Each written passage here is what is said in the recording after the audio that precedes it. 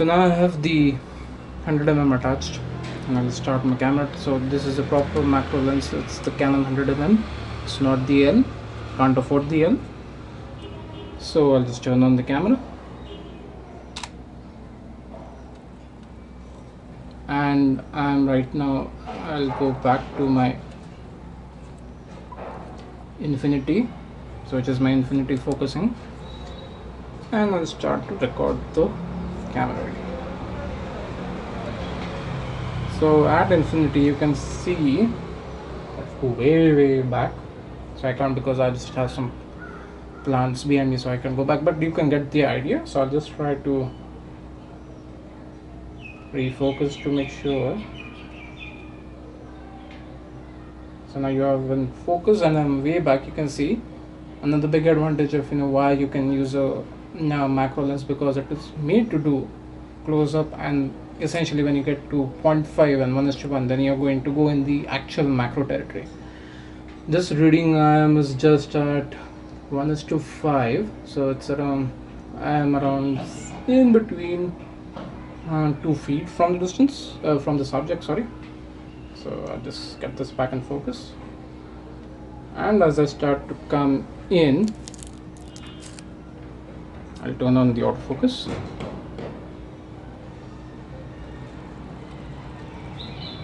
Nothing is happening, so I'll do it manually. So at this working distance,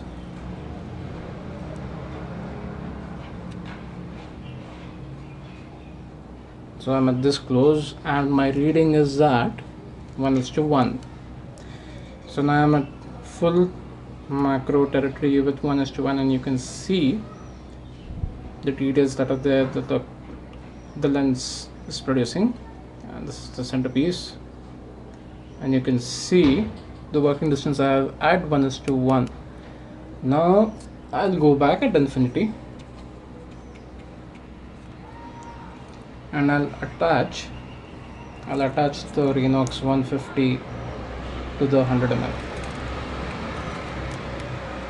So now this is attached.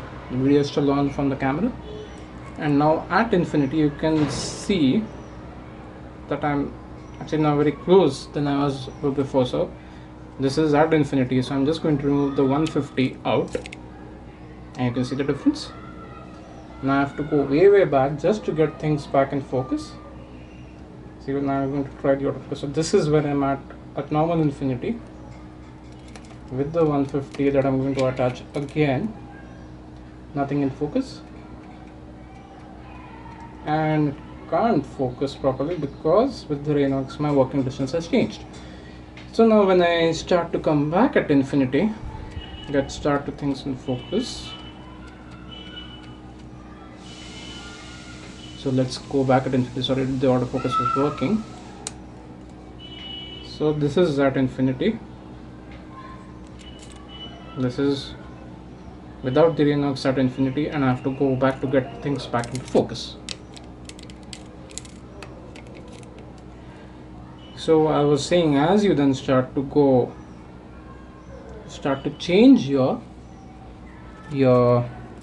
magnifications, say from now I was at 1:5, so here suppose if I say 1:3, and now I'll again start to see where the Raynox is doing. So you'll really see that already I'm magnifying things, and still my working distance is in a good range.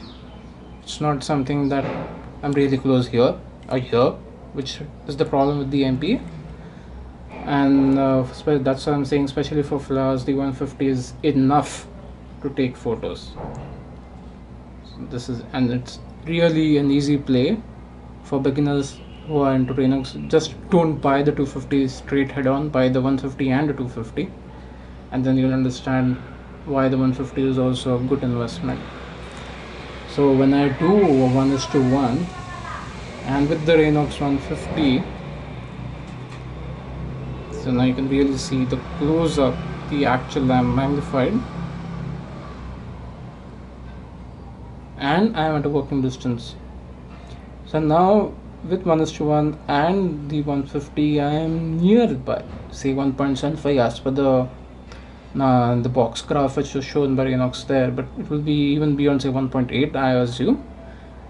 So you can see that at this stage, even when my hands are shaking, you can see how much the movement is there in the image. And again, when I showed back saying that okay, when you're holding the camera here, so look at this, how it is shaking. So you don't want that. You want this, you want your second hand to be positioned like this, your right hand firm, so that your shake is minimal.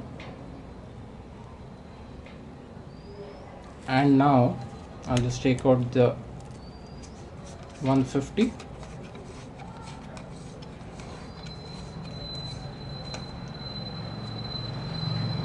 And I'll put the 250.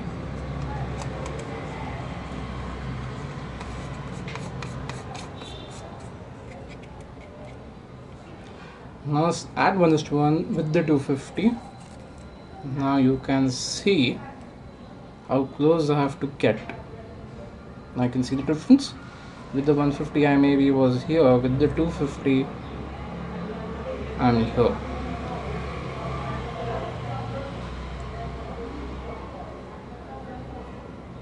So this is where people get stuck, because you are so close to the subject, and if your hands are shaky, your light is not there, your light is interfering, the subject is going to get away and you're going to get impatient. So many people who take Raynox the 250 or the one or the other ones, they just put it on the lens, pull it to the full zoom, which is the 1:1, and then try to take photos, but then they don't realize how it is functioning. So they don't see how Raynox functions with the lens that you're going to use during your on-field macro photography. So you have to always start with the lowest magnification and then move ahead, rather than having the highest magnification and trying to wonder where the subject is. I've done that, I've been there, so I've learned my mistakes. So trying to help out others who are new to the Raynox world.